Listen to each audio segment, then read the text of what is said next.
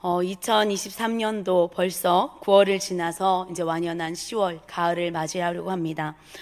그런데 저에게는 지난 8월이 정말 인생에 있어서 잊지 못할 한 달의 기간이었습니다. 여름의 사역을 마지막으로 우리 청년부가 성지순례를 다녀오게 되었습니다. 많은 성도님들의 후원과 기도 덕분에 아주 잘 갔다 오고 우리 청년들은 많은 은혜를 받는 시간이었습니다. 저 개인적으로도 그런 시간들을 보냈습니다. 이스라엘의 하나님이라고 하는 그 땅 가운데 하나님께서 어떻게 그 땅을 역사하시고 또 만지시고 또 그 땅에 살아갔던 사람들을 어떻게 사랑하셨는지를 제 눈으로 직접 경험하게 되는 귀한 시간이었습니다. 그리고 나서 바로 제가 이제 휴가를 시작했는데요.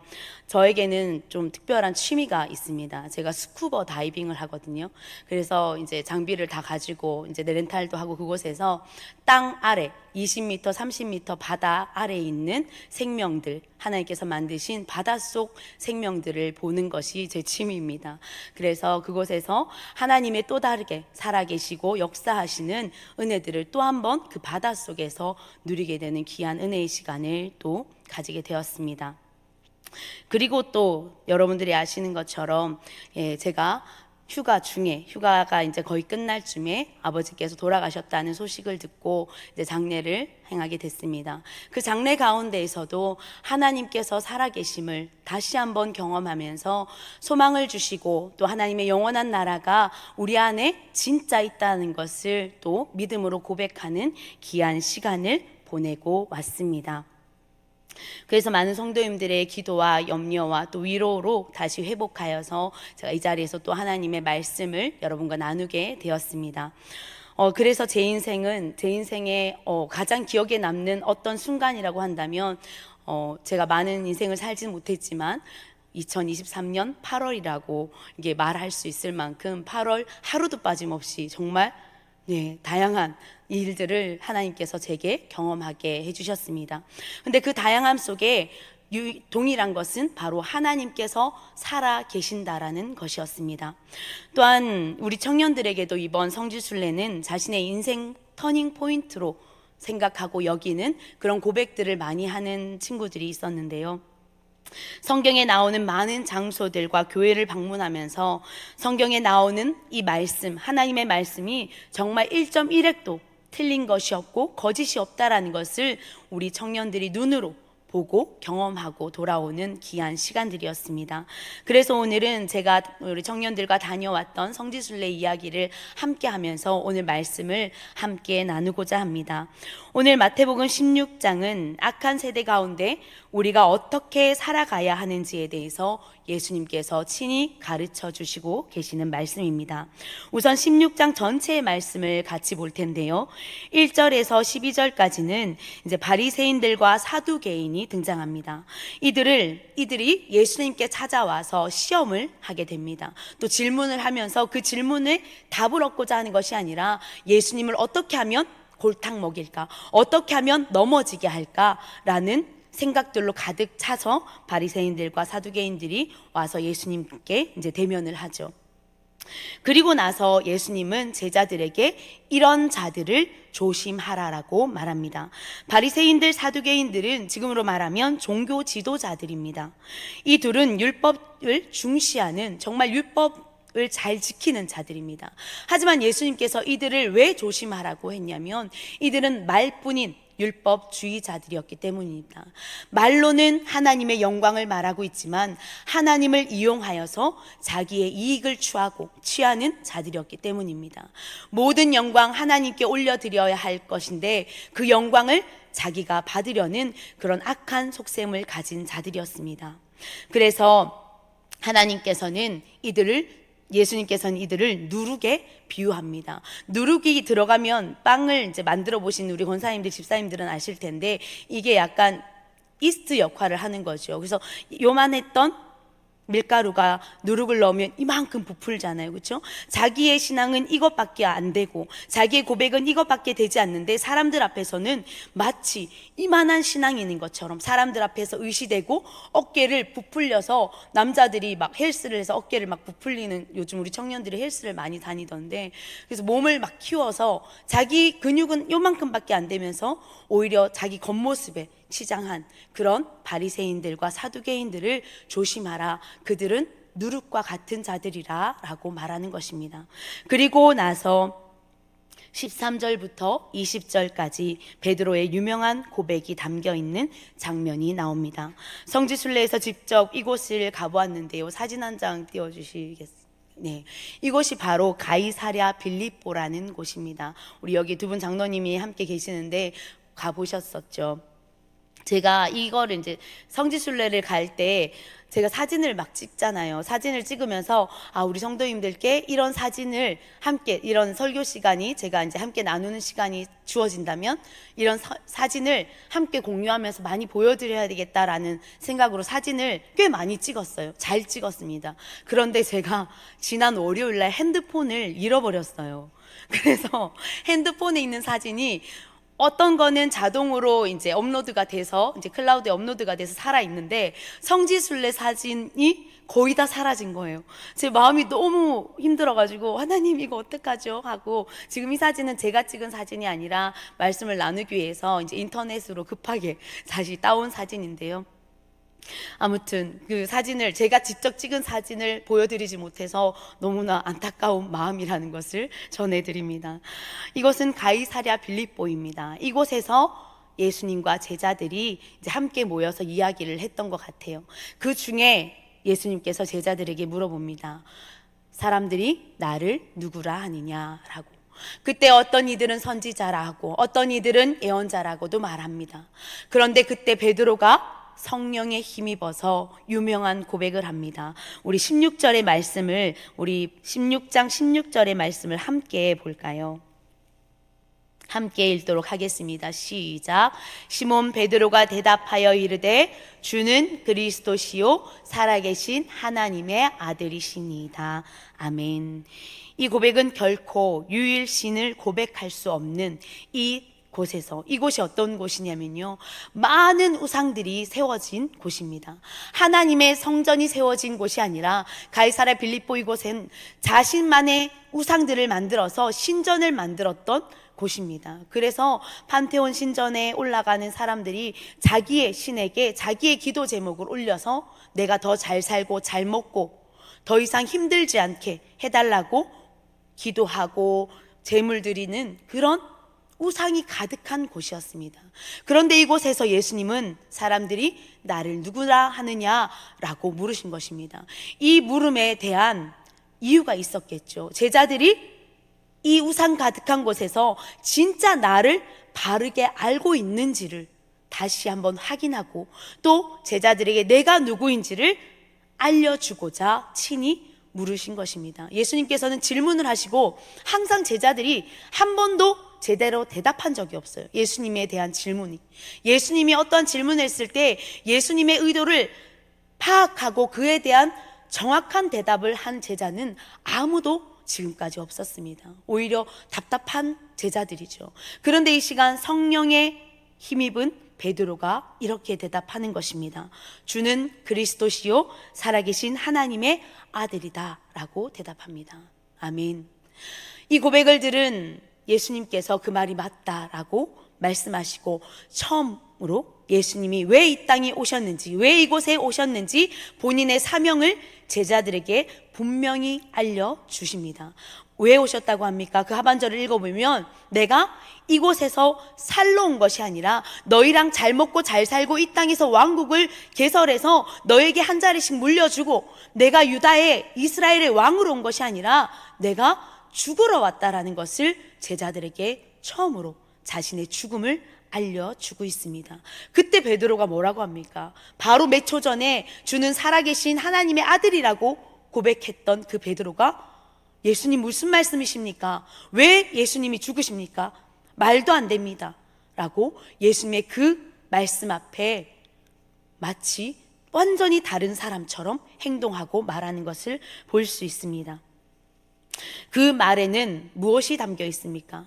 내가 지금까지 죽을 고생하고 내 직업도 다 내팽겨치고 예수님을 이렇게 따라다녔는데 나한테 뭔가 콩고물이 떨어질 줄 알았는데, 이제 예수님이 예루살렘에 입성하시고 이 유대 땅의 왕으로 이제 오르시면 내가 한 자리 차지할, 우리 제자들이 한 자리씩 차지할 일만 남았는데, 지금 예수님은 나의 생각과 내가 생각했던 모든 것들을, 기대들을 다 버리는 그런 말을 하고 있는 것입니다.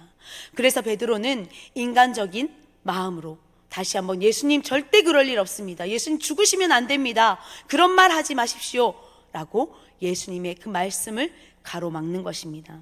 그래서 예수님께서 베드로에게 꾸짖으시면서 악한 마귀야 물러가라 라고까지 말씀하고 있는 것입니다. 24절의 말씀을 한번 보겠습니다. 그리고 예수님께서 다시 한번 제자들에게 이렇게 말씀하십니다. 함께 읽겠습니다.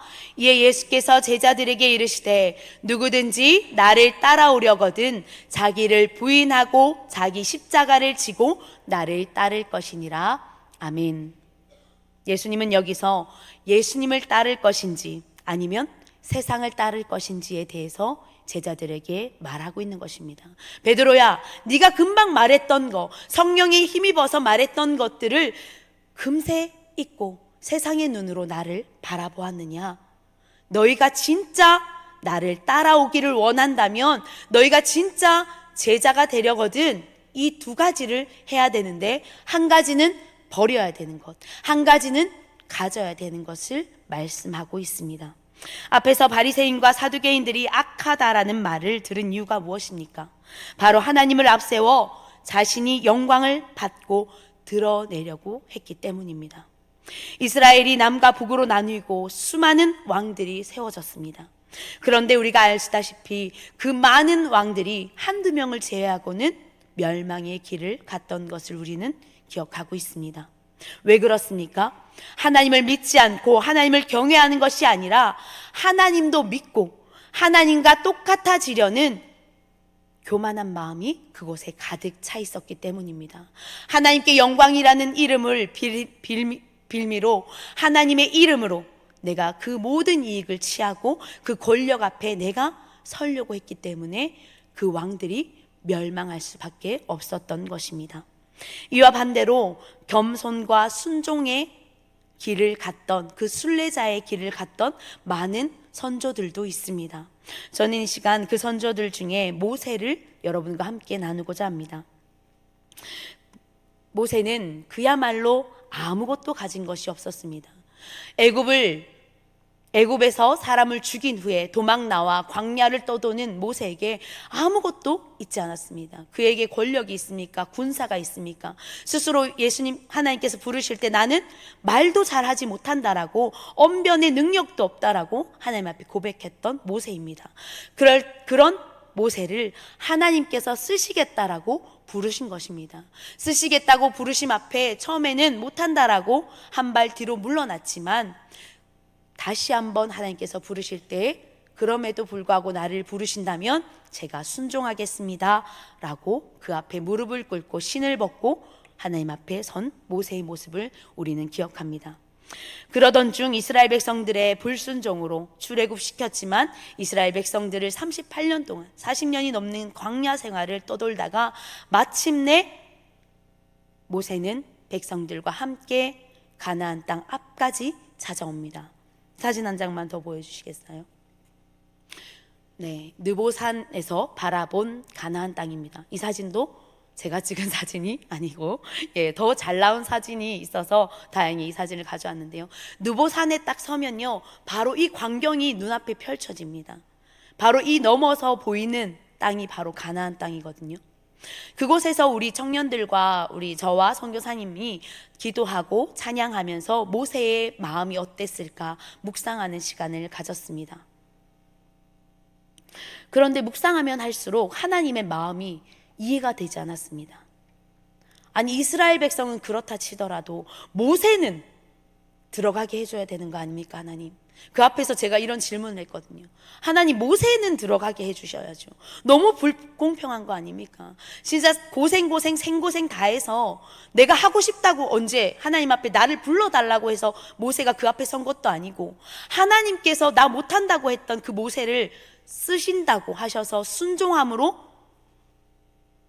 출애굽시키고, 그 고생을 해서 40년의 기간 동안 하나님이 지켜주신 가운데 이곳까지 왔는데, 하나님은 모세를 누보산에서 인생을 마감하게 하셨습니다.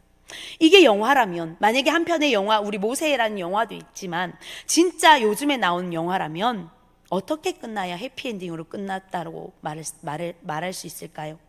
모세가 가나안 땅에 들어갔다, 그래서 그곳에서 죽음을 영화롭게 맞이했다 라고 끝나야 오히려 가나안 땅에 딱 들어가자마자 하나님께 멋지게 예배 한번 딱 드리고 모든 영광 하나님께 올려드립니다 하고 인생이 끝나야 해피엔딩으로 크레딧이 쫙 올라가면 너무나 멋진 끝이 결말이 아니었을까라는 생각을 해보게 되었습니다.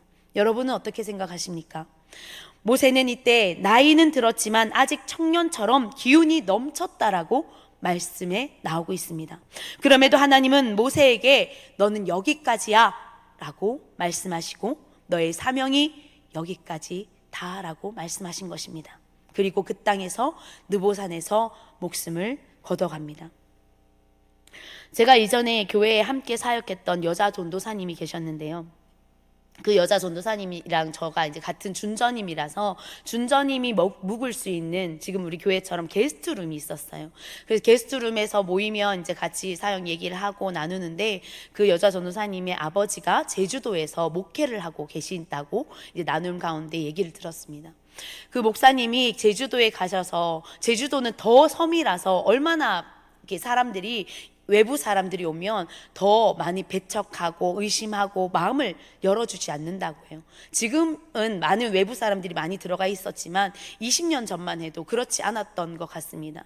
그래서 정말 많이 어렸을 때 제주도에서, 그 전도사님도 이제 어렸을 때였겠죠, 아버지가 힘들고 어렵게 목회하는 것을 보면서 자랐던 것 같아요. 그래서 아버지가 힘들고 몰래 울고 사모님이랑 엄마랑 아빠가 그렇게 함께 울었던 모습들을 많이 봤다라고 저한테 이제 나누면서 이야기를 합니다. 그런데 이제 15년이 지나서 이제 개척이 어느 정도 자리를 잡고 아버지가 이제 마을 사람들에게 꾸준히 성실하게 목회를 하는 모습을 보여줬더니 성도들도 마음을 열고 점점점 성도들도 몰려들고 교회 다니지 않는 마을 사람들도 진짜 지역과 함께하는 교회가 되었다라는 이야기들을 이제 해주고 나눔을 했었습니다. 그런데 어느 날 몇 주가 그런 이야기를 하고 몇 주 지나지 않았는데 그 전도사님이 토요일인데 교회를 안 오는 거예요. 그래서 무슨 일인가 봤더니 아버지가 신방을 가시다가 쓰러지셔서 심장마비로 앰뷸런스에 실려 가시다가 그 앰뷸런스 안에서 이제 돌아가셨다는 소식을 듣고 급하게 이제 제주도로 내려갔다라는 소식을 들었습니다. 그래서 그 친구를 그 전도사님을 많이 걱정하고 저희가 다 이제 다른 전도사님들과 함께 기도도 하고 같이 모여서, 제주도라서 주일 사역이 있기 때문에 당장 내려가진 못했고, 그리고 나서 한 주가 한 2주 정도 조금 쉼을 가졌어요. 그리고 나서 이제 전도사님이 와서 이제 걱정을 했죠. 이 전도사님이 많이 힘들겠다. 그 마음이 얼마나 아플까. 이제 진짜 괜찮아졌다. 우리 가족이 이제 평안해졌다. 우리 사모님, 어머니도 이제 마음을 이제 평안한 가운데 목회를 이제 진짜 기쁨으로 할 수 있게 되었다라는 나눔을 하고 난 지 몇 주 지나지 않는 상황이었거든요. 그래서 그 전도사님이 너무 걱정돼서 딱 봤는데 그 전도사님이 저 잘 갔다 왔어요 하고 웃으면서 저희를 맞이하는 거예요. 저희 아버지 잘 보내드렸고 장례 잘 마친 후에 모인 가족들과 함께 이제 함께 여행도 갔다 왔다라는 거예요. 어떻게 이럴 수가 있지? 라는 생각이 들었습니다. 어떻게 이렇게 할 수 있을까? 그리고 나서 이제 억지로 이렇게 안 해도 되는데 라고, 힘들면 힘들다고 얘기해도 된다, 울고 싶으면 울어도 된다 라고 얘기했습니다. 그랬더니 그 전도사님이 하는 말이, 아버지가 그동안 너무 힘든 삶을 살아서 하나님께서 너무 사랑하시는 우리 아빠를 빨리 하나님 나라로 데려가신 것 같다, 이렇게 말하면서 온 가족이 정말 감사와 기쁨의 찬양을 그 장례 가운데 함께 하면서 감사하는 마음들을 같이 계속해서 나누고 그렇게 했다라는 겁니다. 그리고 모든 제주도에 믿지 않는 모든 사람들이 그렇게 많이 왔었대요. 장례에, 아버지를 장례에. 그래서 교인들뿐만 아니라 제주도 그 지역에 사는 뭐 마을 어떤 할아버지, 할머니들, 젊은이들 다 와서 우리 목사님 진짜 좋으신 분이었는데 라는 이야기를 해주고 가족들에게 그렇게 같이 아버지를 기억하면서 장례를 치렀다는 겁니다. 그러면서 본인도 아버지가 하나님 품에 안겼기 때문에 너무나 좋고 너무나 기쁘다라는 고백을 하는 것을 보았습니다. 저 또한 같은 일을 겪고 나니 그 전도사님이 어떻게 그런 고백을 할 수 있게 되었나라는 것을 조금이나마 알 수 있게 되었습니다. 상황은 다르지만 저 또한 가족들과 함께, 어머니와 함께 감사하다, 아버지가 오랫동안 힘들게 아파하지 않으시고 하나님께서 빨리 일찍 더 아프지 않게 하나님 나라로 데려가 주셔서 정말 감사하다. 어머니도 그렇게 고백하시고 저희도 같이 감사에 이제 끝나고 저희 가족끼리도 예배를 같이 드리면서 그렇게 고백하는 귀한 시간이었습니다. 여러분, 이제 성공이 내가 이루고자 했던 그 시기가 내 눈앞에 있습니다. 이것만 지나면 이제 성공입니다. 지금까지 고생했던 모든 것이 끝나고 이것만 넘으면 됩니다. 그런데 그때 하나님께서 너 여기까지야 라고 우리 가운데 말씀하신다면 여러분, 그 말씀 앞에 네 알겠습니다 하나님 말씀에 순종하겠습니다 라고 기꺼이 대답할 수 있는 성도님들 몇 분이나 있으실까요? 제가 사역을 하면서 늘 다짐하지만 되지 않는 것이 있습니다. 내가 열심히 사역을 하면서 최선을 다하면서 꼭 보고 싶은 게 있어요. 부흥을 보고 싶습니다. 우리 부서가 2배가 늘어나고 이 아이들이 예수님을 만나고 영접하고 영적 부흥, 숫자적으로도 부흥하는 것을 보고 싶어요. 그런데 하나님은 그것을 꼭 저 때에 너가 사역하는 그 시간에 보여주지 않을 수도 있겠다라는 생각을 합니다. 이 말씀을 통해서요. 그런데 그게 잘 되지 않죠. 우리는 연약한 인간이기 때문에, 내가 열심히 했기 때문에, 내가 시간과 재정과 모든 것을 투자했기 때문에 내 시대에, 내가 살아가는 이 시대에 이것을 보고 싶어요. 그런데 하나님은 우리 시대에 그것이 아닐지라도 하나님의 뜻은 언젠가는 이루어진다라는 약속을 오늘 말씀 가운데도 하고 계신다는 것입니다. 사실 성지순례 다녀온 우리 청년들이 바로 그런 은혜를 받은 세대들입니다. 지금 이곳에서도 우리 예수세대 청년부를 거쳐간 우리 성도님들이 계실 텐데요, 그 거쳐갔을 때, 그 예수세대 청년부 안에 있을 때 드렸던 헌금들, 후원했던 많은 선교 헌금들이 모아져서 지금 우리 청년들이 그것을 가지고, 그 선교 헌금과 후원금을 가지고 성지순례를 다녀온 것입니다. 비전 트립으로 모아둔 헌금과 청년부의 헌금을 모아둔 것이, 그리고 청년들의 마음을 모아서 다녀왔습니다. 그런데 그 소망의 기도를 하나님께서는 그 예전에 나 때 좀 이런 것 좀 해주지가 아니라 우리 지금 2023년도 예수세대 청년들에게 그것을 보게 하시고 가게 하셨다라는 것입니다. 이것을 왜 그렇게 하셨냐라고 물으면 대답할 도리는 없죠. 하나님의 뜻이었다라고 말씀드릴 수밖에 없습니다.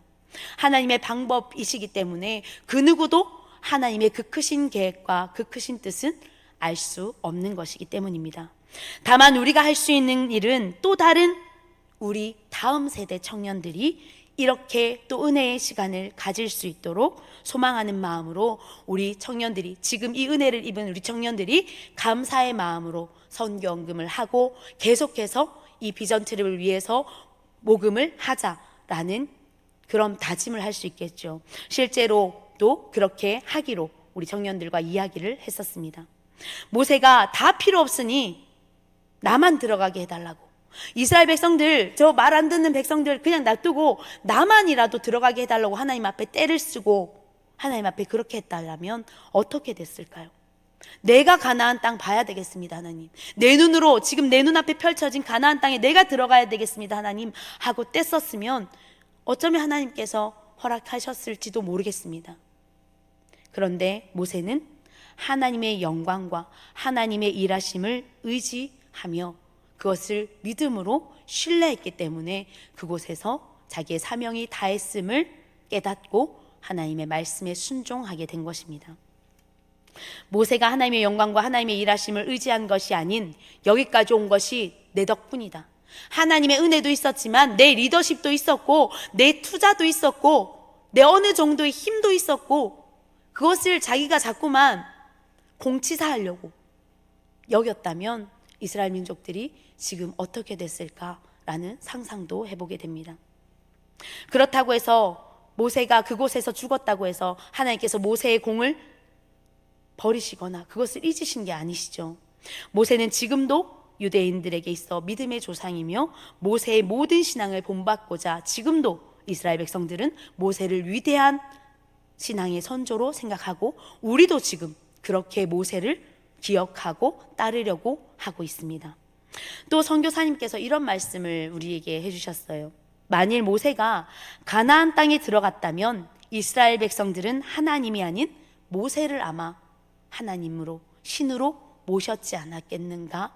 그래서 하나님께서는 모세가 이곳에서 생을 마감할 수 있도록 오히려 모세를 위해서 또 이스라엘 다음 세대를 위해서 모세의 생을 여기서 마감했을 수도 있다라고 우리 청년들에게 그런 이야기도 해주셨습니다.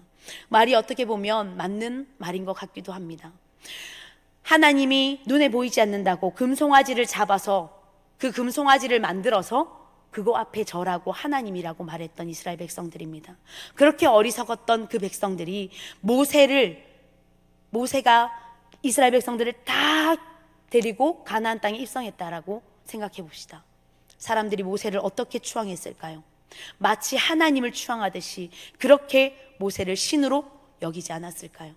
하나님은 모세를 너무너무 사랑하셨습니다. 그리고 이스라엘 백성도 사랑하셨습니다.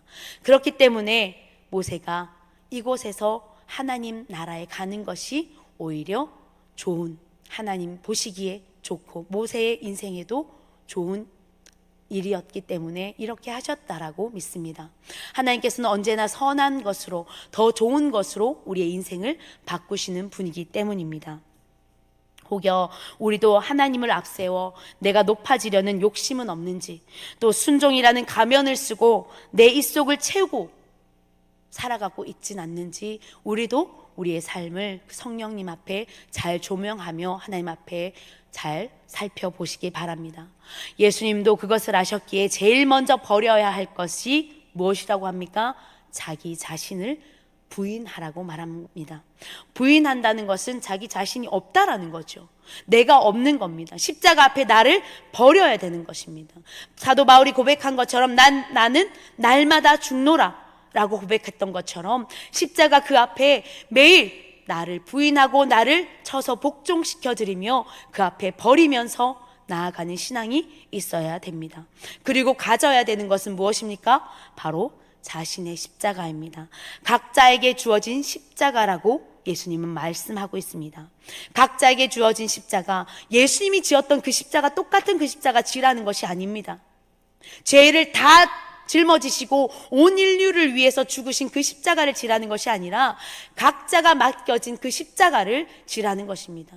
각자 여러분 성도님들 한 분 한 분에게 주어진 그 십자가가 저는 무엇인지 알 수 없지만 하나님은 알고 계시고 예수께서 여러분에게 허락하신 그 십자가가 무엇인지 모르겠으나 여러분은 그 십자가를 기어서라도 끝까지 하나님 나라 가는 그날까지 이고 가는 저와 여러분들의 삶이 그런 신앙이 될 줄 믿습니다. 그래서 그 십자가를 지고 갈 때 우리는 순례자의 길을 걷게 되는 것입니다. 내가 내 마음대로 가는 길은 순례자라고 하지 않죠. 힘들지만 그 길을 끝까지 이겨내며 가는 사람을 순례자라고 하죠. 어떤 목표점을 두고 가는 것. 우리의 목표점이 어디입니까? 하나님께서 두 팔 벌려 기다리시는 바로 그 천성을 향해 나아가는 것입니다. 그 천성을 향해 나아가는 것은 넓은 길, 좋은 길, 편안한 길, 즐거운 길이라고 예수님은 한 번도 우리에게 말씀하신 적이 없습니다. 그 길은 좁고 험하며 어렵고 위험하고 나를 따르는 것이 때로는 슬프고 힘들다라고 말합니다. 그럼에도 불구하고 그것을 끝까지 지키고 그 십자가를, 자기 십자가를 버려두지 않고 기어서라도 그 무거운 십자가 지고 나에게 온다면 나중에 끝에는 하나님의 영광을 보게 될 것이라고 말하는 것입니다. 예수 그리스도께서 이 땅에 다시 오시겠다고 약속하셨습니다. 그런데 그 시기는 아무도 알 수 없습니다. 우리의 세대가 아닐지라도 우리는 더 선하시게, 더 좋은 것으로 우리를 이끄시고 우리에게 한 명 한 명에게 사명 주심을 믿으며 그 땅을 향해 그 순례자의 길을 가야 되는 줄 믿습니다. 그래서 그 순례자의 길, 우리가 힘들지만 우리 옆에 있는 동역자를 하나님께서 허락하셨잖아요. 그래서 동역자와 함께 손을 잡고 나아가는 저 여러분들의 신앙이 되기를 소망합니다. 함께 기도하겠습니다.